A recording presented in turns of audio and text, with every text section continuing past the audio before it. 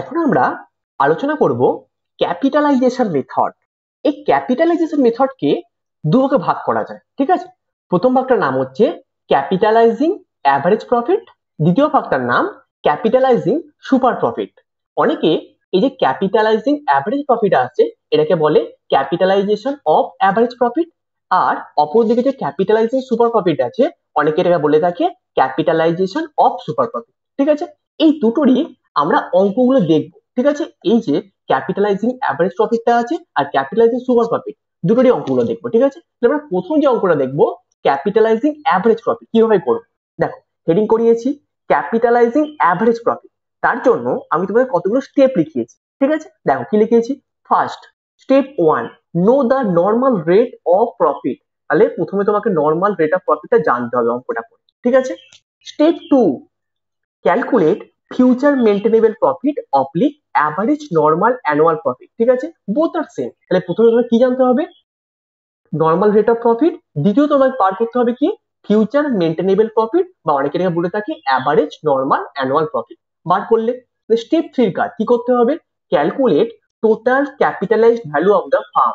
Total capitalised value of the firm এটা বার করতে হবে। এই capitalised value of the firm কিভাবে বার করব, দেখো future maintainable profit divided by rate of return into 100। এইবার এই ফিউচার মেইনটেনেবল প্রফিট আমরা স্টেপ 2 তে পেয়ে গেছিলাম।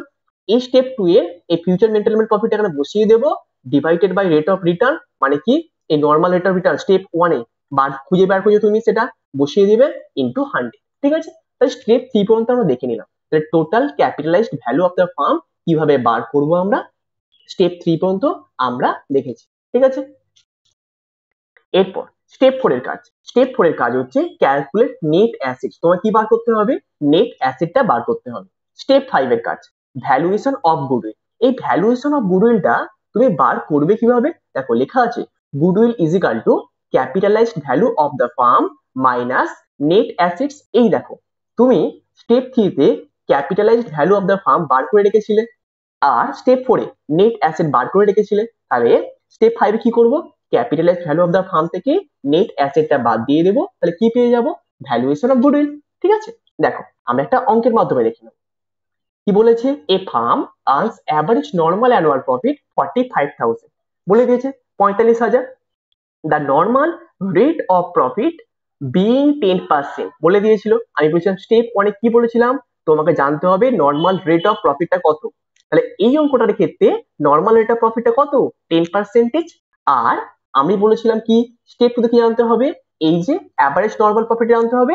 দেখো এই স্টেপ 2 তে যে নর্মাল নর্মাল অ্যানুয়াল যে প্রফিটটা আছে 45,000, এটাও আমরা জেনে গেলাম, ঠিক আছে। তাহলে স্টেপ 1 এবং স্টেপ 2 জেনে গেলাম এই অঙ্কটার মাধ্যমে।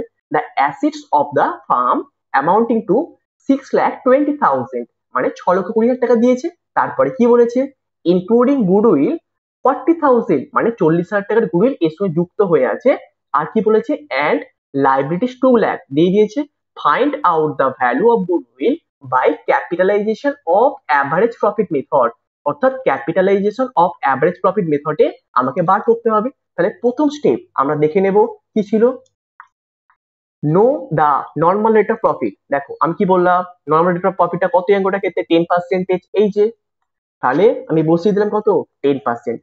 স্টেপ 2 এর কাজ কি ছিল, calculate the future maintainable profit oblique average normal annual profit. দেখো এই যে the firm earns average normal annual profit কত 45,000, ওকে। তাহলে বসিয়ে দিলাম কত 45,000, ঠিক আছে। এরপরের কাজ স্টেপ 3 তে কি বলেছিল, calculate total capitalised value of the firm. কি করে বার করবো capitalised value of the firm, future maintainable profit divided by rate of return into 100। দেখো capitalised value of the firm লিখে দিয়েছি, normal annual profit divided by normal rate of profit into 100 বসিয়ে দিয়েছি। তাহলে কত পেলাম, এই 45,000 বসালাম। নর্মাল রেট অফ প্রফিটটা কত ছিল 10%, তাহলে বসালাম কত 10 ইনটু 100, ঠিক আছে। তাহলে বসালাম পেলাম কত 4,50,000। এরপরে স্টেপ কাজ কি ছিল, ক্যালকুলেট নেট অ্যাসেটস বার করতে দিয়েছিল। দেখো নেট অ্যাসেটটা বার করছি, ঠিক আছে। এই যে টোটাল অ্যাসেট আছে তার থেকে গুডউইল যুক্ত হয়েছিল বলেছিল, তাহলে গুডউইলটা বাদ দিয়ে দিলাম আর এই লাইবিলিটিসটা বাদ দিয়ে দিলাম। তাহলে পেলাম কি নেট অ্যাসেটস। তাহলে টোটাল অ্যাসেট ছিল কত 6,20,000 টাকা, মাইনাস গুডউইল 40,000 টাকা বাদ দিয়েছি আর লাইবিলিটিস 2 লক্ষ টাকা বাদ দিয়েছি, তাহলে পেলাম কত 3,80,000 টাকা। এটা কি পেলাম নেট অ্যাসেটস। ঠিক আছে, এরপরের কাজ কি বলেছিল valuation of goodwill step 5 last স্টেপের কাজ কি ছিল goodwill is equal to capitalised value of the firm minus net assets. দেখো capitalised value of the firm পেয়েছিলাম কত 4,50,000 পেয়েছিলাম, নেট অ্যাসেটস পেয়েছিলাম কত 3,80,000। দেখো তাই করেছি goodwill is equal two total capitalised value minus net asset 4,50,000 minus 3,80,000, তাহলে পেলাম কত 70,000। ঠিক আছে, এরপরেরটা ক্যাপিটালাইজেশন অফ সুপার প্রফিটটা দেখবো আমরা। ঠিক আছে, তাহলে এইটা দেখে নিলাম, প্রথমে কোনটা দেখলাম ক্যাপিটালাইজেশন বা ক্যাপিটালাইজিং অ্যাভারেজ প্রফিট দেখে নিলাম, এরপর দেখবো ক্যাপিটালাইজিং সুপার প্রফিট। ঠিক আছে, দেখো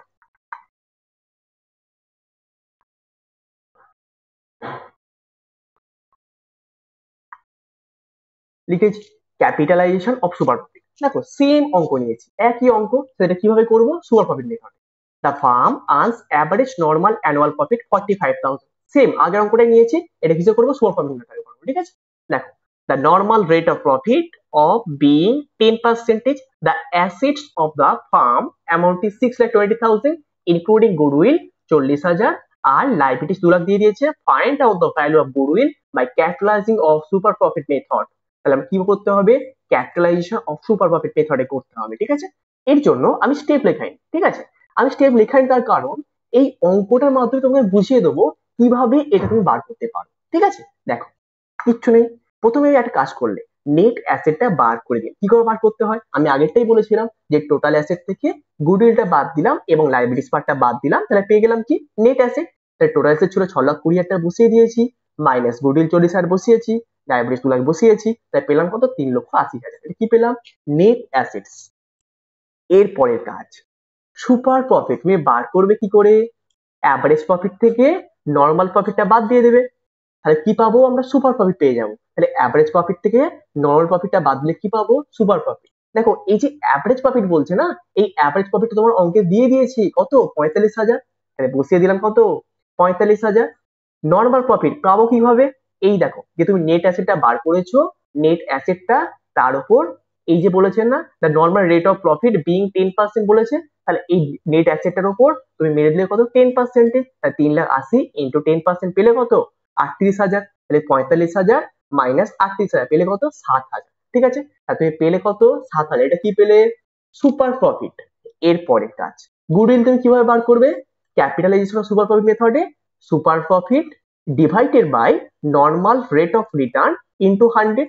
সুপার প্রফিটটা ছিল কত 7,000 বার করেছিলাম, নর্মাল রেট অফ রিটার্নটা কত 10 অঙ্কে বলে দিয়েছিল আর ইন্টু 100 বসিয়ে দিলাম, তাহলে 7,000 ইন্টু 100 ডিভাইডেড বাই 10, তাহলে পেলাম কত 70,000। তাহলে আমরা কি পেয়ে গেলাম ভ্যালুয়েশন অফ গুডউইল পেয়ে গেলাম। এটা কি কোন মেথডে পেলাম ক্যাপিটালাইজেশন অফ সুপার প্রফিট মেথডে আমরা পেয়ে গেলাম। ঠিক আছে, এবার একটা খেয়াল করে দেখো ক্যাপিটালাইজেশন অফ সুপার প্রফিট মেথডে গুডউইল কত এসেছিল 70,000 আর এইখানে এই যে ক্যাপিটালাইজেশন অফ অ্যাভারেজ প্রফিট মেথডে এই অঙ্কটার ক্ষেত্রে এসেছিল কত 70,000। দেখো আমি কি বললাম আমি দুটো অঙ্ক সেম নিয়েছিলাম না, দেখো ক্যাপিটালাইজেশন অফ অ্যাভারেজ প্রফিট নিয়েছিলাম সেম অঙ্ক নিয়েছিলাম এখানে এক, এই দেখো খালি এই লেখাটা কেটে আমি কি করে দিয়েছিলাম সুপার প্রফিট, দেখতে পেয়েছো এই সুপার প্রফিট। ঠিক আছে, সেম তোমার দেখো অ্যান্সার এখানেও 70,000 এখানেও 70,000, দেখতে পেয়েছো এই অঙ্কগুলো হচ্ছে ভীষণ মজার অঙ্ক। ঠিক আছে,